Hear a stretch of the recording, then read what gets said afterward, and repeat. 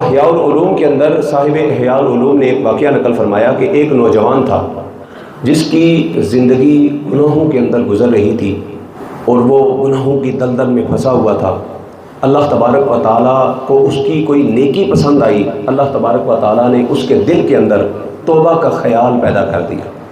اس کے دل کے اندر جب احساس پیدا ہوا، احساس ندامت ہوا، اس کے دل میں خوف پیدا ہوا، تو اس نے اپنی بیوی سے کہا کہ میں اللہ تبارک و تعالیٰ کی بارگاہ میں سچے دل سے توبہ کرنا چاہتا ہوں، تو لہٰذا کسی ایسی ہستی کی تلاش میں نکل رہا ہوں جو میرے لیے وسیلہ بنے اور اللہ کی بارگاہ سے مجھے مغفرت حاصل ہو جائے۔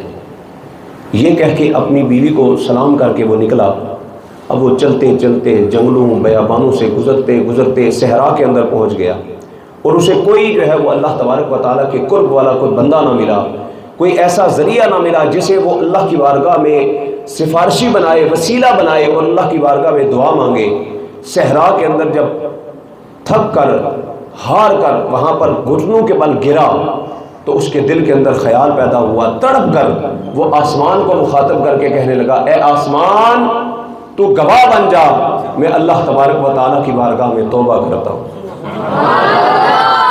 وہ درختوں کو دیکھتا تو درختوں کو کہتا، اے شجر و حجر تم میرے گواہ بن جاؤ، میں اللہ کی بارگاہ میں توبہ کرتا ہوں۔ اور پکار کے کہتا، اے اللہ تبارک و تعالیٰ کے معصوم فرشتوں میرے گواہ بن جاؤ، میرے سفارشی بن جاؤ، میں اللہ تبارک و تعالیٰ کی بارگاہ میں توبہ کرتا ہوں۔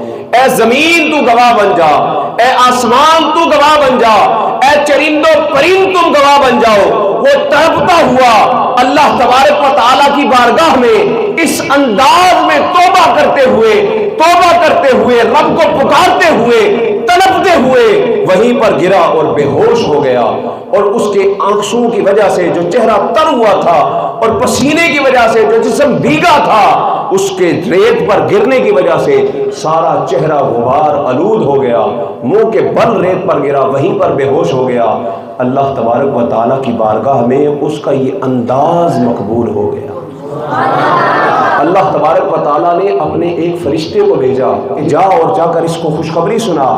فرشتہ گیا اور اس نے اس بندے کو اٹھا کر اس کے چہرے کو صاف کیا، اور صاف کر کے اسے کہا کہ میں رب کی طرف سے تجھے خوشخبری سنانے کے لیے آیا ہوں کہ تیرے انداز توبہ نے، گریہ و زاری نے اللہ تبارک و تعالیٰ کی رحمت کے چھینٹے تیری طرف موڑ دیے ہیں، رب کائنات نے تیری مغفرت کا پروانہ جاری فرما دیا۔ اللہ اکبر۔ وہ بخش دیتا ہے گناہ عظیم بھی، لیکن ہماری چھوٹی سی نیکی بھی وہ سنبھال رکھتا ہے۔ وہ بخش دیتا ہے گناہ عظیم بھی، لیکن ہماری چھوٹی سی نیکی بھی وہ سنبھال رکھتا ہے۔ ہم اسے بھول جاتے ہیں روشنیوں میں بھی، پر وہ اندھیروں میں بھی ہمارا خیال رکھتا ہے۔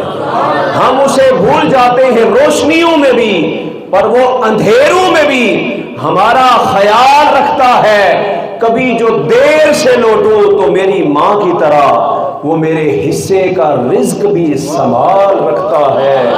ارے محبت وہ اپنے بندوں سے کمال رکھتا ہے، وہ ایک اللہ ہے جو ہم سب کا خیال رکھتا ہے۔ نعرہ تکبیر، نعرہ رسالت، نعرہ رسالت، نعرہ حیدری، علماء اہل سنت۔ وہ ایک اللہ ہے جو ہم سب کا خیال رکھتا ہے، وہ اپنے بندوں کو بخشنے کے لیے ہر وقت تیار ہے، اس کی رحمت ہر وقت اپنے بندوں کو پکار رہی ہے۔